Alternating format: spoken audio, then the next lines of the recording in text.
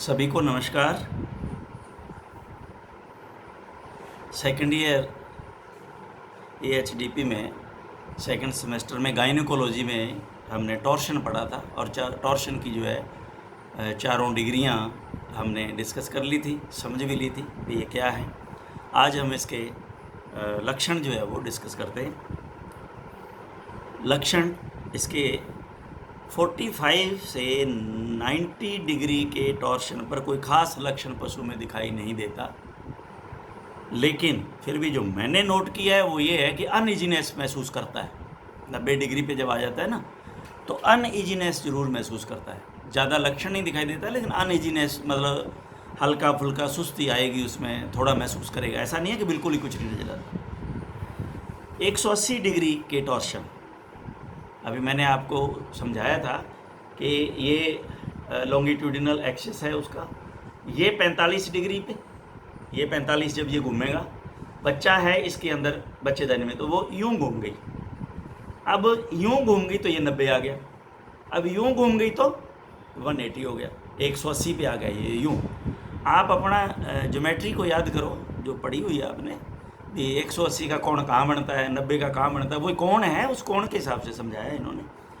तो 180 डिग्री के टॉर्शन, यानी कि अगर यूं बच्चेदानी के अंदर बच्चा है और वो यूं घूम गई तो क्या महसूस होगा? एनोरेक्सिया, पशु खाए पिएगा नहीं। रेस्टलेसनेस, अनइजीनेस, बेचैनी। पशु पेट दर्द जैसे लक्षण प्रदर्शित करता है, पेट पर लात मारता है, किकिंग ऑफ एब्डोमेन, पूंछ को ऊपर उठाकर रखता है, जिसको स्विशिंग ऑफ टेल कहते हैं। स्विशिंग ऑफ टेल कहते हैं, पूंछ को ऊपर उठा के यूं, स्विशिंग ऑफ टेल, यूं रखता है और यूं पूंछ को हिला देगी। जुगाली नहीं करता, जुगाली पशु नहीं करेगा। रेस्टलेस हो गया तो जुगाली कहाँ से करेगा? पशु प्रसव के दौरान 8 से 18 घंटे तक ब्याने के विशेष लक्षण प्रदर्शित नहीं करता, जैसे प्रथम पानी की थैली का नहीं आना। तो पहला लक्षण क्या होता है ब्याने का?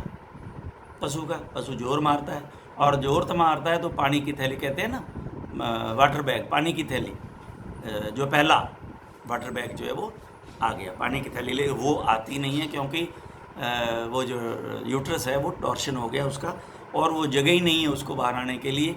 अब आप देखें, ये जो है ये पोजीशन बन गई यूँ, तो ये यूँ इतना घूमने का मतलब है कि सर्विक्स यूँ हो गई, उस पर एक बंट आ गया, यूँ समझ लो, रस्से का बंट, रस्से का बंट समझते हो?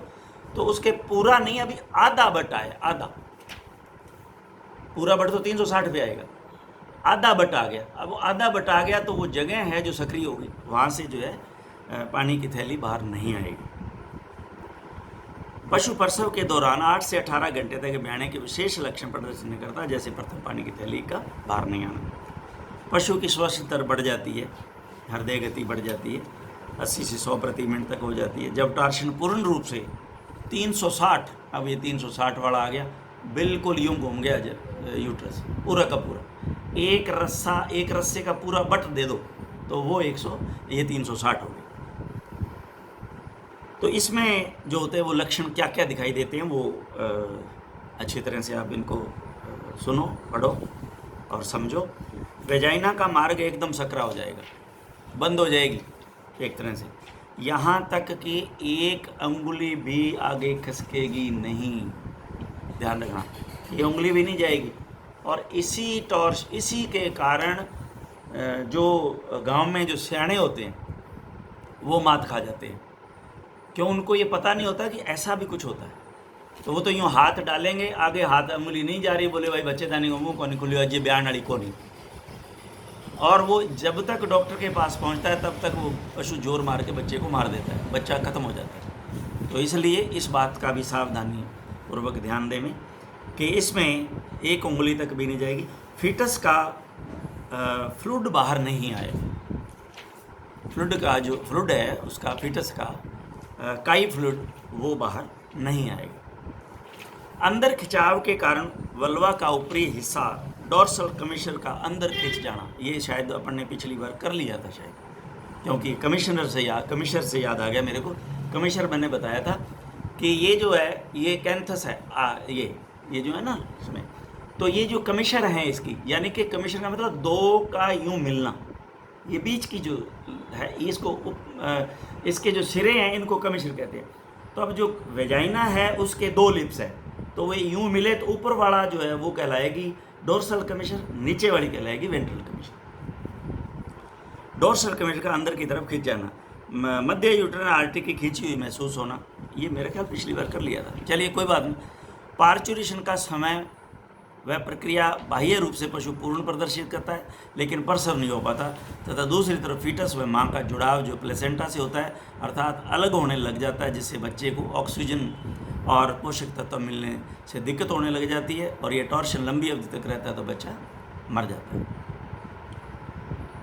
ये पढ़ लिया था बिल्कुल, एम्फाइसीमेटिस में मैंने आपको समझाया था। यस, कुछ स्थितियों में फीटस में गैस भर जाती है, एम्फाइसीमेटिस हो जाता है, तथा कभी कभी सड़ने लग जाता है, गर्भाशय का गैंग्रीन भी हो जाता है, अथवा टॉर्शन युक्त बच्चा मम्मीफाइड। अब ये चारों शब्द मैंने आपको उस दिन समझाए थे। एम्फाइसीमेटिस क्या होता है? हवा भर जानी उसके अंदर। तो जैसे ही आप यूँ उसको बच्चे को दबाओगे तो यूँ ऐसे पिलपिला यूँ लगेगा आपको, दबाओगे जब, और आवाज़ भी आएगी, आवाज़ भी महसूस होगी और पिलपिला महसूस होगा। इसके बाद में इसने कहा है गर्भाशय का गैंग्रीन। अब आपको पता है गैंग्रीन, जब इतना दबाव उस पर रहेगा तो जहाँ जहाँ की वेन नर आर्टरी दबेगी वो पार्ट गैंग्रीन हो जाएगा, यानी कि वहाँ खून की सप्लाई बंद हो जाएगी और वो सड़ना शुरू हो जाएगा। और अथवा टार्शन युक्त बच्चा मम्मीफाइड, अगर इन्फेक्शन अंदर नहीं गया, क्योंकि बच्चेदानी का मुंह तो खुला ही नहीं, अगर अंदर नहीं गया है किसी कारण से, वो सियाने के पास नहीं गए और उसने पूर्ण रूप से कोई ऊट पटांग काम नहीं किया उसके साथ, तो क्या होगा कि बाहर की एयर या बाहर का हाथ इन्फेक्शन अंदर नहीं गया तो वो बच्चा जो है वो उसका मम्मीफिकेशन हो जाएगा। अपने मम्मीफिकेशन पीछे पड़ा, बिना इन्फेक्शन के बच्चे का फ्लूइड और बच्चे का एब्जॉर्ब हो जाना अंदर की अंदर, और सिर्फ स्केलेटन रह जाता है उसका बच्चे का। तो ये स्थिति इसके अंदर आ जाती है। अंतिम अवस्था में यूट्रस फट भी सकता है तथा टॉक्सिक कंडीशन भी आ सकती है, टॉक्सीमिया हो सकता है। आ जाने पर पल्स कमज़ोर तेज़ हो जाती है, तापक्रम कम हो जाता है, पैर ठंडे हो जाते हैं और 24 से 72 घंटे में मादा पशु की मृत्यु हो जाती है। तो ये इसकी कंडीशन जो है 360 डिग्री पे जनरली आती है, क्योंकि ये पूरा एक घुमाव पूरा लगा देना ये निकालना इजी नहीं है। अब आगे हम इसका ट्रीटमेंट जब पढ़ेंगे आपको बताएंगे कि इसको कैसे करना है। अब निदान, पहचान कैसे होगी इसकी, डायग्नोज।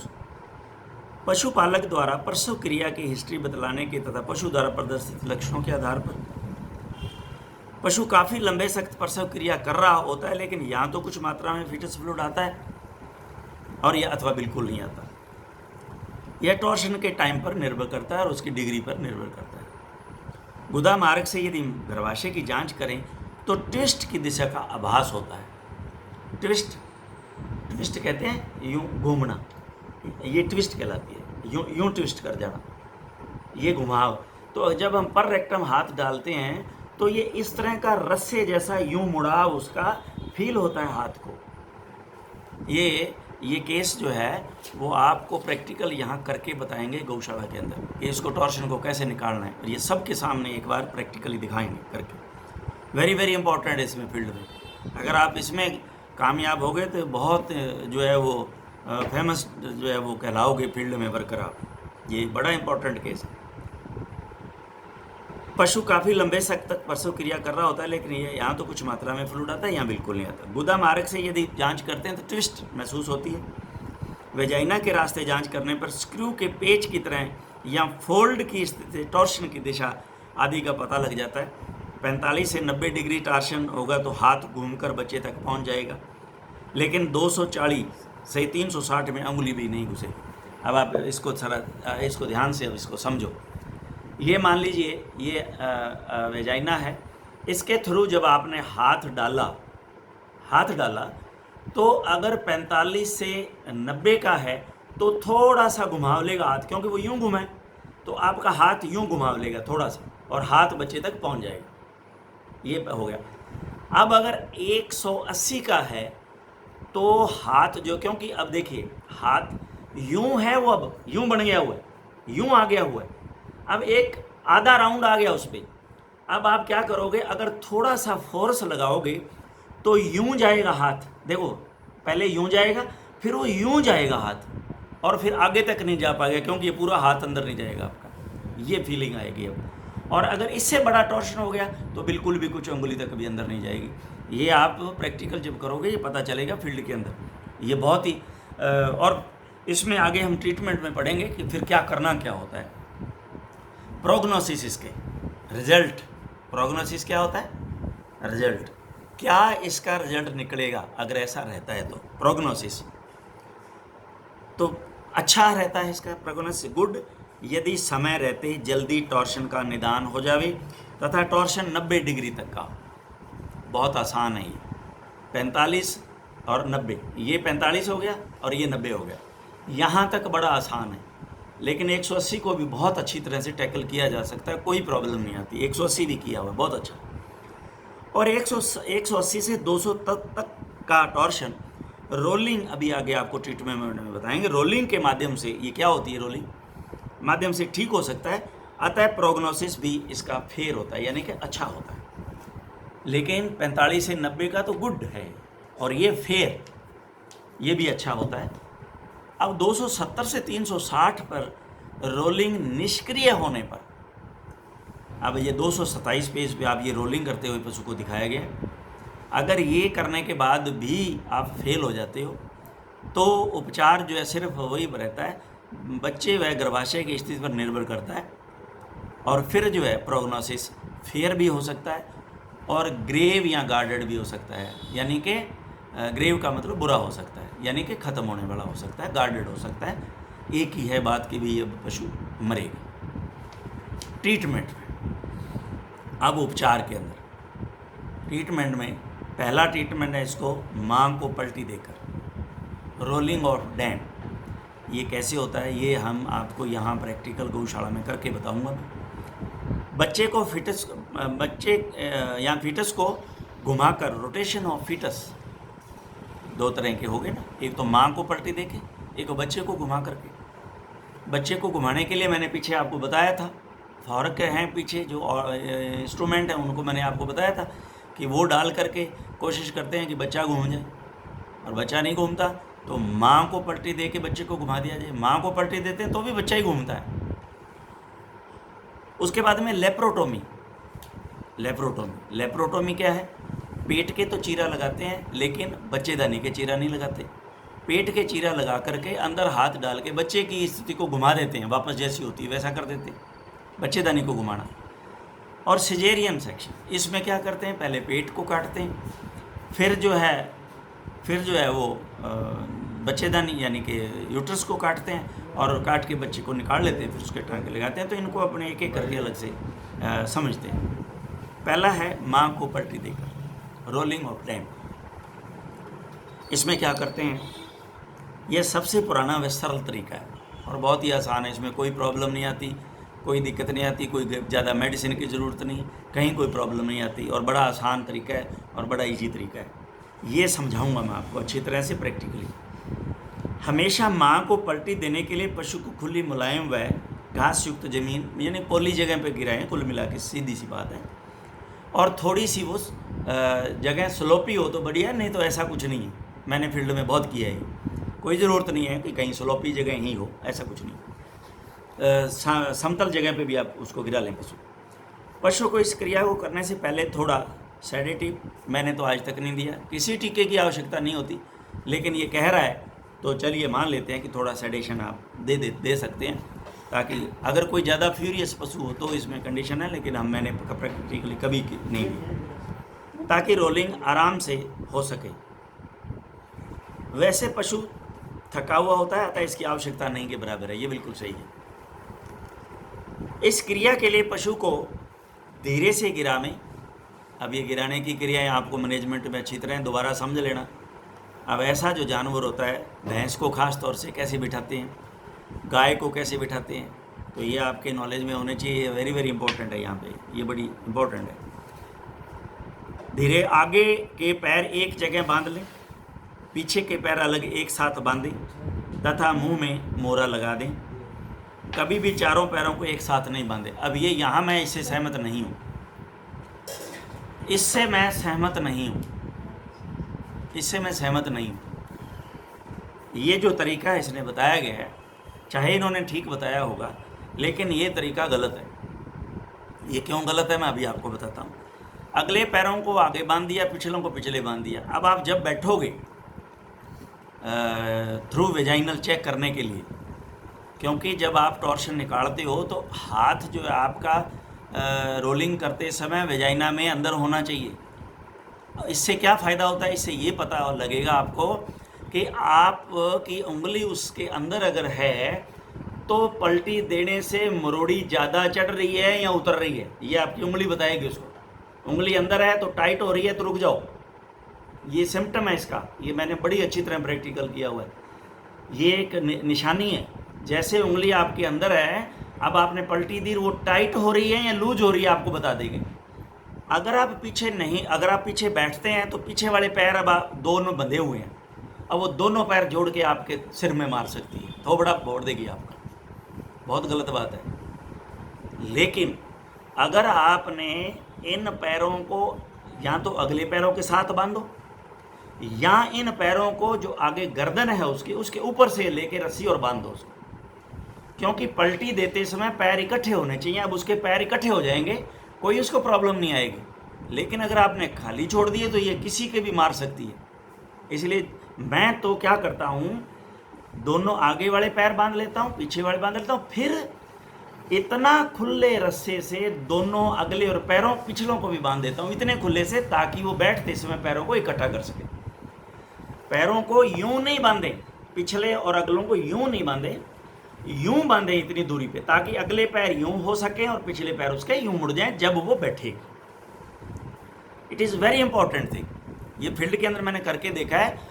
अदरवाइज जानवर पिछले पैरों को आपके सिर में मारेगा, क्योंकि कई बार पकड़ने वाला है ना, वो कमज़ोर बनता होता है या उसके हाथ से रस्सा छूट जाता है। आप पीछे बैठे हो, हाथ आपका अंदर है, तो वहाँ आपके लिए बड़ा भारी नुकसान आप उठा सकते हो। इसलिए इसका खास ध्यान रखें। ये मैंने पिछले जब मैंने ये पढ़ाया था ये चैप्टर, तो पिछली बार भी स्टूडेंट्स को इसके लिए सचेत रहने के लिए बोला था। तो कभी भी चारों पैरों को, ये कहता है एक साथ नहीं बांधे, मैं कहता हूँ चारों पैरों को एक साथ नहीं बांधे, बिल्कुल ठीक है। दोनों पैरों को अगलों को यूं बांध लें, फिर दोनों पीछे वाले बांध लें, और इनको साथ में इतने लूज रस्से से बांधें कि वो पैर बैठते समय मुड़ जाए। बांधना जरूरी है इनको, चारों को इकट्ठे नहीं बांधे। ये बिल्कुल सही लिखा है। एक व्यक्ति मोरे को खींच रखे, दूसरे दो व्यक्ति बांधे हुए पैरों को ऊपर की तरफ खींच कर रखें, अन्य दो व्यक्ति बांधे हुए पैरों, पिछले पैरों को ऊपर उठाते हुए पीछे की तरफ खींच कर रखें। ऐसा नहीं होता, बिल्कुल नहीं होगा, ऐसा हो भी नहीं सकता, क्योंकि आदमी जब इसको, ह्यूमन एरर है ये, पीछे पकड़ के खड़ा है और बाय द वे उसका हाथ छूट गया, तब ये नुकसान आपको उठाना पड़ेगा। पशु के दिखाए गए चित्र के अनुसार ये भी गलत रखा हुआ है इसने। एक लकड़ी का है ना,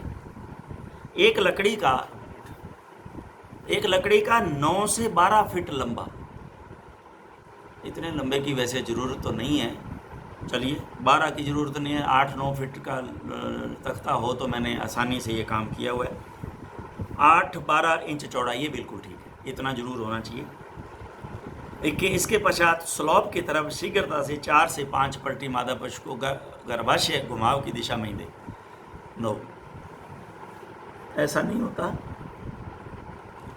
ये एक बड़ी इम्पॉर्टेंट जो है वो क्रिया है, इसको मैं आपको समझाऊंगा। अब अगर आप देख रहे हो, जो बच्चे सुन रहे हैं और देख रहे हैं किताब में, तो किताब पे आप अपना ध्यान लगाओ। ये जो पहला स्टेप है इसका, ये जो इसने फट्टा रखा है, तो क्या करना है, ये आगे वाला और पीछे वाला पैर आपने बांध लिया। तो अब पहले ये जो फट्टा है, इसको इन दोनों पैरों को, जब ये इधर देखो मेरी तरफ, ये यूं करके इधर से फट्टे को नीचे से निकालो उस रस्सी के। वो जो रस्सी आपने अगले और पैरों को बांधा है ना, अगले पैर और पिछले पैरों को आपने बांधा, रस्सी थोड़ी लूज रखी है, जितनी 8-9 इंच जरूरी चाहिए, उस रस्सी के नीचे से फट्टे को यूं निकालो नीचे से, और फिर उसकी बैली पे, एब्डोमेन पे इस तरह से रखो बच्चे को, फट्टे को, जैसे अब आप इसको देख रहे हो रखा हुआ है ना इसके ऊपर। अब क्या करना है आपने, ये जो रखा हुआ है इसमें अच्छी तरह नहीं दिखाया, अब ये जो रखा हुआ है इस पे क्या करना है, एक आदमी को कहो कि एक पैर उसका फट्टे के नीचे रहेगा, एक पैर इस फट्टे के ऊपर रखे हो। इसको दबाव देना बड़ा ज़रूरी है।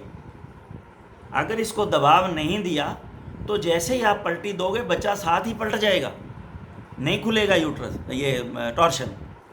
इस फट्टे का भाव क्या है कि ये फट्टा क्या करेगा, बच्चे को तो उसी पोजीशन में रखेगा, घूमने नहीं देगा, और माँ को पलटी देनी है। अब आप इसको समझें अच्छी तरह से। ये फट्टा क्या करेगा, जब आप इस पर एक आदमी को कहोगे पैर दबा के रखेगा, मैं तो कह देता था कि इस पे आदमी कोई, मैं उसको कह देता तो इसके ऊपर ही चढ़ जा, तो वो इस फट्टे पे ही खड़ा हो जाता था और इतना आसान हो जाता था टॉर्शन। और फिर दो आदमी जो आगे और दो पीछे, उनको कहते हैं धीरे से, अब हाथ मेरा अंदर है, अब आप धीरे से इसको पलटी दो, तो पहली पलटी में ही आधा टॉर्शन खुल जाता था। और अगर 45 से 90 है तो मैंने दूसरी बार पलटी दी ही नहीं।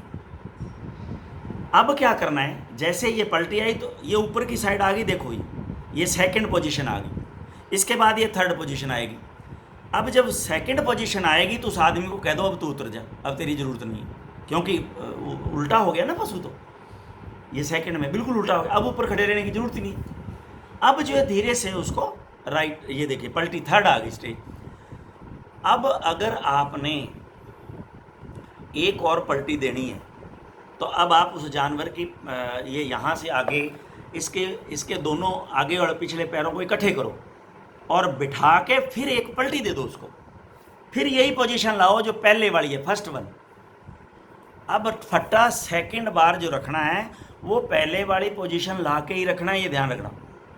ये फर्स्ट जो है ए, इस पोजीशन पे ही ला के फिर उसी तरह से फट्टा अंदर, पहले चेक कर लो कि भी फ़र्क पड़ गया। अब आपको हाथ बता देगा कि यस ये खुल रहा है, तो अब उसको इसी तरह की एक पलटी और करवा दो। तो मैंने तो 2 पलटियों को ज़्यादा आज तक किसी को दिलवाई ही नहीं। एक बार 3 पलटी देने की ज़रूरत पड़ी, वो भी हल्का सा रह गया था, तो मैंने कहा एक पलटी और दे दो, आसानी से निकल जाएगा बच्चा, और ये आराम से काम हो गया था। तो ये जो है आज ये हमने इसको मादा पशु को ये पशु को गर्भाशय घुमाव की दिशा में, हाँ ये भी ध्यान रखें, ये ध्यान रखें, वेरी वेरी इंपॉर्टेंट। जिधर गर्भाशय घुमा हुआ है, तो जैसे राइट है, यूँ राइट टॉर्शन हुआ है, तो अब आपने किधर का घुमाना है बच्चे को, राइट ही घुमाना है माँ को। राइट माँ को घुमाओगे तो बच्चा किधर घूम गया, लेफ्ट घूम गया। जैसे पलटी दोगे तो आपने बच्चे को तो दबा रखा है ना उससे फट्टे से, आपका वजन है उसके ऊपर, एक आदमी को वजन दे रखा है। अब आप माँ को घुमाएंगे तो बच्चा नहीं घूम रहा, क्योंकि आपने उसको दबा रखा है। तो जैसे ही माँ को पलटी दी, बच्चा लेफ़्ट घूमा है, और वो लेफ़्ट घूमा है क्योंकि यूँ आया हुआ है, इधर से यूँ आया हुआ है, इसलिए उसकी टॉर्शन हुआ है। आपने उसको वापस यूँ घुमा दिया तो टॉर्शन उसका निकल गया। पलटा देते समय फ्लैंक पर 2, ये बता दिया इसने, यस यस, फ्लैंक पर 2 व्यक्ति खड़े हो जाएं, यस। अब ये बताया फ्लैंक पर नहीं, ये फट्टे पर है, फ्लैंक पर नहीं, फट्टे पे कहा है। फट्टे पे खड़े हो जाओ क्योंकि वो फट्टा रखा ही इसीलिए है, यस। 2 व्यक्ति खड़े हो जाएं, इससे बच्चा तो स्थिर होगा, ये बिल्कुल ठीक बताया इसने, तथा गर्भाशय घूमकर टॉर्शन निकल जाएगा। वेरी गुड, ये सही है। कुछ वैज्ञानिक कहते हैं कि रोलिंग ऑफ डैम क्रिया के दौरान चिकित्सक को वेजाइना में हाथ डालकर रखना चाहिए, बिल्कुल रखना चाहिए, ताकि यदि पलटी गलत दिशा, ये लिख दिया इसने, बिल्कुल ठीक है, यदि पलटी गलत दिशा में होगी तो वेजाइना अधिक टाइट हो जाएगी, और सही दिशा में होगी तो आपका हाथ शीघ्रता से फीटस के पास पहुंच जाएगा। ये वेरी गुड, बहुत आगे दे रखा है इसने, गुड, ये सही है। जो ही आप, अब ये देखिए, अगर आप खुले पैरों से हाथ अंदर रखोगे तो फिर हिसाब लगा लो भी क्या बनेगा आपका। जो ही आपका हाथ फीटस तक पहुँचे, शीघ्रता से बच्चे को निकालने का काम शुरू जो आप करते हैं। तो ये आज हमने रोलिंग ऑफ डैम पढ़ा। अब rolling of rotation of fetus जो है वो नेक्स्ट जो है चैप्टर में हम समझेंगे, पढ़ेंगे। Thank you very much.